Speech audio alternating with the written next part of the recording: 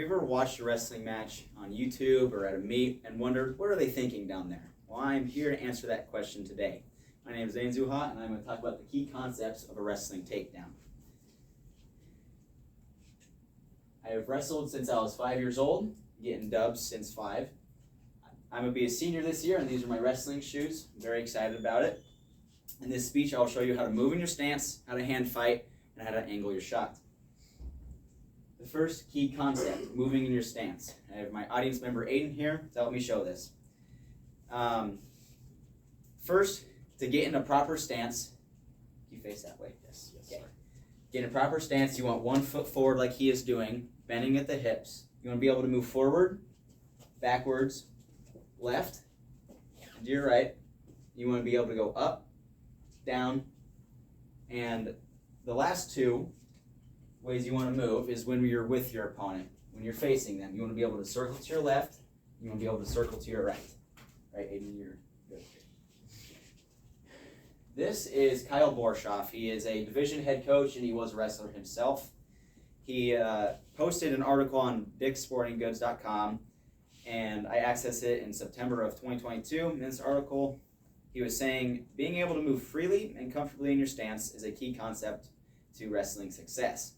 So what he means by that is, like in this picture right here, he is moving in his stance with his opponent. He is level with his opponent, and moving in your stance will be able to move them.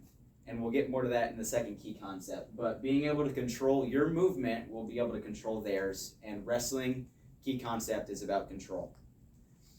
All right. The second key concept is hand fighting. Hand fighting mixed with moving in your stance will set up a shot very well to get past their defenses. And if you would like to come out here again. Hand fighting, what I mean by hand fighting is getting control of the wrists, the elbows, from wrists on up to the shoulders. You want control of that because if you can control their arms and their shoulders, you're going to be able to control their hips. And if you move their hips, you're going to have a really good shot. So if I have his wrists and he gains control of mine, get control back of both wrists. And you want to be inside their arms and you want to be up above their elbows. You want to control their upper body because with moving in your stance, like moving forward, backward, up, down, you're going to be able to move them and pull one way or even go the other way and pull. You're going to be able to push-pull them. You're going to be able to push-pull them to where you want. With hand fighting and moving in your stance, you can move them wherever you need them to be. This is Jordan Burroughs here, and he did this in one of his matches. He does it in all of his matches. He does it very well. And he used to wrestle for UNL, and now he's a 5-time Olympic champion. He was interviewed in 2020, in August of 2020, by Ed Gallo, and Jordan Burroughs said this about one of his opponents. He said, the key was to use aggressive hand fighting and short offense to move him into vulnerable positions. Like I was saying, pushing and pulling with moving in your stance and hand fighting will allow you to get them and control them to where you want them to be so you're able to get that shot and, like he said, in vulnerable positions to where you want them to be. You want control and you want them to be where you want them to be. And that's all about control and moving in your stance and hand fighting. The third key concept is angling in your shot. And I'll start out with Kerry Collette here. He posts videos to YouTube and his own website too. He used to be a wrestler. He was a really good wrestler. And now he makes videos on how to coach wrestling. And they're all Wrestling 101 videos. And he posted one on November of 2013 to YouTube, and it's called Angles vs. Motion, Collette.com, Wrestling Techniques, Moves, and Instructions. And in this video, he says, once I have attacked my opponent and gotten through his lines of defense, then the angle is made.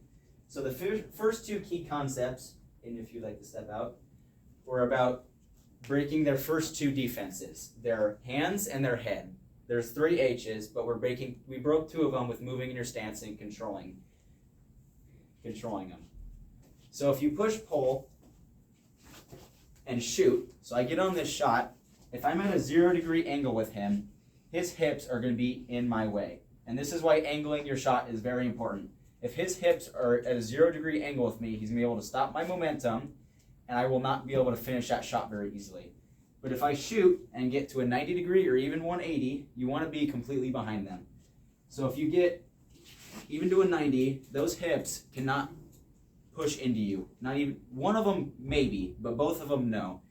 And when you angle your shot, his hips are not able to push into you, physically push into you, and that momentum that he could stop is not there anymore. So when you shoot, when you push and then pull, like the moving in your stance and hand fighting allowed you to, you're going to shoot, and you want, and like Kerry Collette was saying, the angle is made after you're in on this shot. So I'm here, I can move behind him to get past his third line of defense, his hips.